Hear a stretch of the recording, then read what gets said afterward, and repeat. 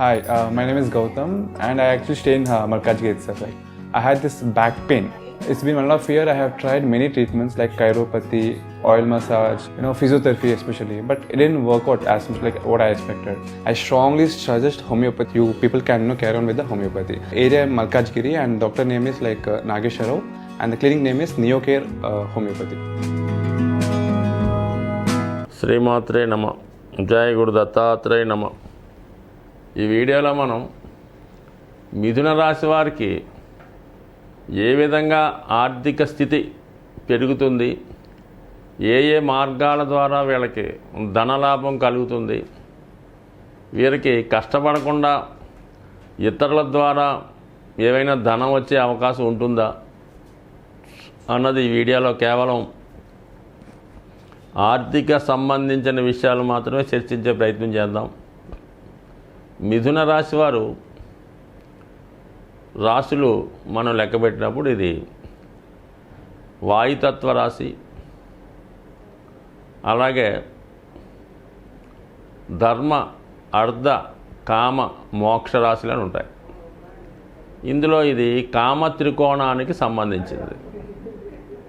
అంటే తులారాశి, కుంభరాశి, మిథున రాశి ఇవి కామ త్రికోణానికి సంబంధించినవి. అంటే ఇవి కోర్కెలు, జీవితంలో ఎటువంటి సౌకర్యాలు అనుభవించాలి, జీవితంలో ఏ విధంగా పైకి రావాలి అన్న విషయం మీద ఎక్కువగా వీళ్ళు తమ యొక్క ప్రయత్నాలు చేస్తుంటారు.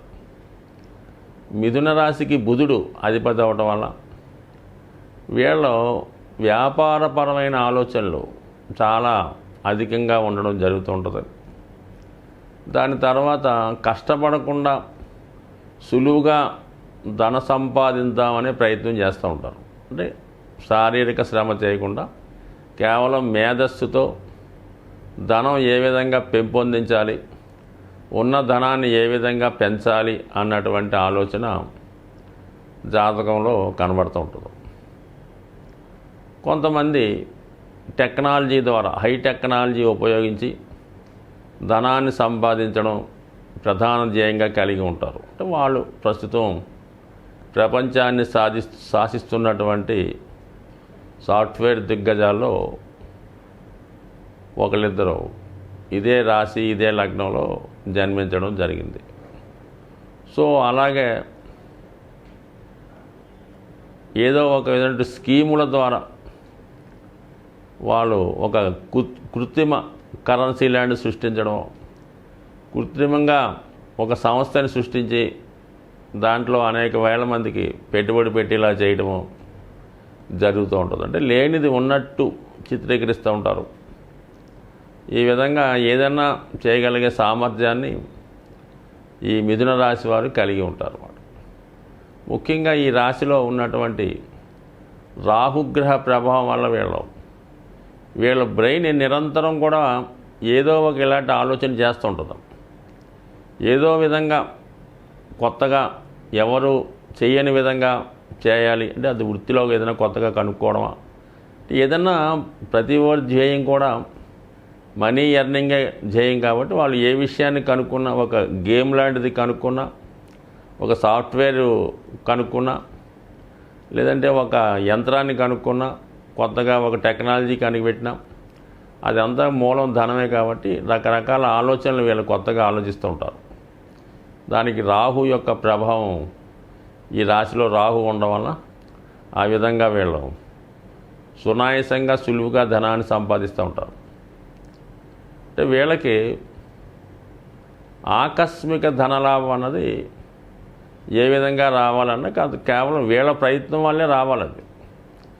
ఎవరి నుంచి కూడా వచ్చే అవకాశం లేదు. అంటే వీళ్ళు ఏదన్నా ఒక ప్రోడక్ట్ కనిపెట్టడం వల్ల, ఒక సాఫ్ట్వేర్ తయారు చేయడం వల్ల, లేదంటే ఒక యంత్రాన్ని కనిపెట్టడం వల్ల, దాన్ని అవుట్ రైట్ అమ్మడం వల్ల, లేదంటే వీళ్ళు కనుక్కున్నటువంటి సూత్రాన్ని, లేదంటే ఒక టెక్నాలజీని ఇతరులకు ఇవ్వడం వల్ల చాలా ధనం రాయల్టీగా పొందే అవకాశం ఉన్నది. ఇక లాభస్థానం అన్నది ఈ రాశి వారికి మేషరాశి. మేషరాశి లాభస్థానం కావడం వల్ల ఏంటంటే వీళ్ళు అందులో కుజుడు ఈ లాభాధిపతి అవ్వటం, ఆ లాభాధిపతి కుజుడు కొంతవరకు మిథున రాశిలో కొంత భాగమై ఉండడం వల్ల వీళ్ళు చాలా వరకు స్పెక్యులేషన్ సంబంధించిన విషయాలంటే ఏదో కొంత ధనాన్ని ఒక చోట అప్పుగా తెచ్చి దాన్ని వేరే చోట ఇన్వెస్ట్ చేసి దాన్ని బాగా ఎక్కువ చేసి ఈ బాకీ తీసి వీళ్ళు అందులో లాభాన్ని పొందడం జరుగుతుంటుంది అన్నమాట. అంటే ఎక్కువ స్పెక్యులేషన్ ద్వారా ఈ విధంగా సంపాదిస్తూ ఉంటారు. చాలా వరకు వీళ్ళకి కలిసి వచ్చే అంశం ఏంటంటే ఎప్పటికన్నా సరే భూమి నెంబర్ వన్గా వీళ్ళకి కలిసి వస్తుంది. కాబట్టి వీళ్ళు ధనాన్ని సంపాదించే ప్రారంభ దశలో భూమిని స్థిరాస్తిని లాంటిది కొని పక్కన పెట్టుకుంటే ఖచ్చితంగా వాళ్ళు సర్వీస్ పూర్తయిన తర్వాత వాళ్ళు ఖచ్చితంగా దాని యొక్క అదే ఆకస్మిక ధనలాభం అనుకోవచ్చు, అదే అనేక రెట్లు పెరగడం వల్ల వీళ్ళకి అదే అండగా ధైర్యంగా ఉంటుంది. ఎందుకంటే కుజుడు లగ్నం అందు ఉన్నాడు కాబట్టి భూమే చాలా 100% ఉంటుంది. అయితే వీళ్ళు ఎప్పుడూ కూడా వీళ్ళ ఆలోచన దేని మీద కూడా స్థిరంగా ఉండదు. కొంతకాలం ఒక బిజినెస్, కొంతకాలం ఒక ఉద్యోగం, కొంతకాలం ఒక రైటింగు, కొంతకాలం ఒక మీడియా, ఈ విధంగా అనేక రంగాల్లో మారుతూ ఉంటారు. వాళ్ళ ప్రతిభ కారణం అవుతుంటుంది. ఎందుకంటే ఎక్కువగా రాహు ఉండడం వల్ల మీడియా రంగం కలిసి వస్తూ ఉంటుంది. టీవీ యాంకరింగు, సినిమా వీటికి సంబంధించిన వాటిలో బాగా రాణించగలుగుతూ ఉంటారు. అయితే గురువు కూడా అక్కడ ఉండడం వల్ల విద్యా సంబంధించిన విషయాలు, ఈ జూనియర్ కాలేజీలు, డిగ్రీ కాలేజీలు, కాన్వెంట్లు, స్కూళ్ళు, టీచింగు, ఈ విధంగా కొత్త విద్యా విధానం, ఇప్పుడు ఈ విధంగా ఆన్లైన్లో విద్య చెప్పడం అన్నది కూడా ఈ మిథున రాశి సంబంధించిన వాళ్ళ ప్రయోగం వల్లే ఇప్పుడు అంతా కూడా ఆన్లైన్ ద్వారా స్టడీ జరగడం జరుగుతుంటుంది. ఆన్లైన్ కోచింగ్ సెంటర్లు, వీటన్నిటికీ కూడా ఈ మిథున రాశి, మిథున లగ్నం వాళ్ళే కారణమవుతుంటారు. కాబట్టి ఈ విధంగా ఈ రాశి వారు మనకి చాలా ఎక్కువగా కనబడుతూ ఉంటారు అన్నమాట. ఈ ధన సంపాదించే విషయంలో అవుట్ రైట్స్ లాంటి అందరికీ ఇచ్చి ఎక్కడో వీళ్ళు ఉంటారు.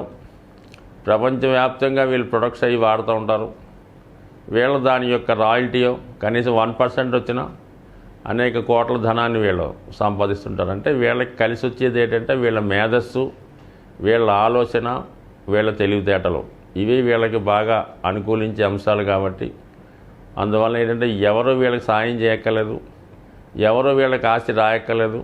వీళ్ళది వీళ్ళ మేధస్సుతో వీళ్ళు సంపాదించుకున్నది రాంగ్ ఇన్వెస్ట్మెంట్ చేయకుండా, అలాగే ఎవరికి అప్పు ఇవ్వడం కానీ, ఎవరికి నమ్మి వాళ్ళ పేరుతో ఆస్తి పెట్టడం కానీ చేయకుండా, అలాగే ఇతర వ్యామోహాలకి పడకుండా, ఎవరితో ఎటువంటి అక్రమ ఇల్లీగల్ కాంట్రాక్ట్స్ లాంటివి పెట్టుకోకుండా ఉన్నప్పుడు 100% ఈ జాతకులకి వీళ్ళు సంపాదించిందే సరిపోతుంది తప్ప ఎవరు ఏమీ ఇవ్వాల్సిన అవసరం లేదు. అయితే ఈ రాశి వారికి మరి గుర్తు అన్నది సాధారణంగా ఒక భార్యాభర్తల గుర్తులాగా ఉంటుంది, లేదంటే జెమిని అంటారు కదా, రెండు ఏదైనా ట్విన్స్ మాట, ట్విన్స్ లాగా ఉంటుంది. కాబట్టి వీళ్ళకి ఏదైనా ఒకేసారి ఒకే దెబ్బకి 2 పెట్టెలు అన్నట్టు వీళ్ళకి ఈ విధంగా 2 రకాలుగా వస్తూ ఉంటుంది అన్నమాట. ఆదాయం ఆ విధంగా వస్తుంటుంది, ఏదైనా కలిసి వచ్చినా కూడా ఆ విధంగానే రావడం జరుగుతూ ఉంటుంది. కాబట్టి